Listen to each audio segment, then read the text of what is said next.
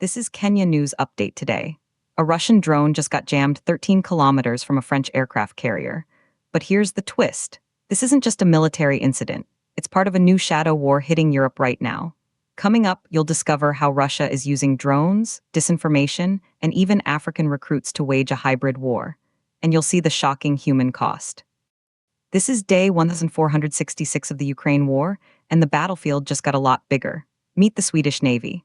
On Thursday, their vessel detected a threat, a drone. It was flying just 8 miles from France's flagship, the Charles de Gaulle aircraft carrier, in the Øresund Strait between Denmark and Sweden. They jammed it. And on Friday, they confirmed it was Russian. French Foreign Minister Jean-Noël Barrot called it a ridiculous provocation. The Kremlin called that absurd. But here's what nobody's talking about. This is a pattern. Romania scrambled fighter jets the same day when a drone breached its airspace during a Russian attack on Ukraine. NATO's eastern countries are reporting sightings every month. And then, something shocking happened.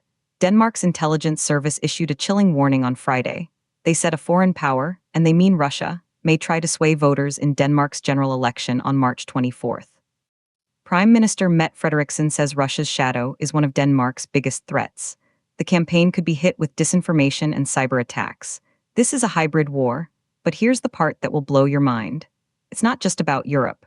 Ghana's foreign minister visited Kyiv and dropped a bombshell. He said at least 55 Ghanaians have been killed in Russia's war after being lured into battle. He posted on X that 272 Ghanaians are believed to have been recruited since 2022. Ukraine says over 1,780 Africans from 36 countries are fighting for Russia. Promises of jobs ending in death on the front lines. That's the human cost. And the escalation continues. Hungary, Prime Minister Viktor Orban, who's lagging in polls before an April election, is using AI-generated billboards of Zelensky and EU officials with the message, "We won't pay." Policy analysts say he's using Ukraine to distract from Hungary's fraying social services and economic stagnation. Meanwhile, Slovakia and Hungary are accusing Ukraine of blackmail over a blocked Russian oil pipeline, the Druzhba line.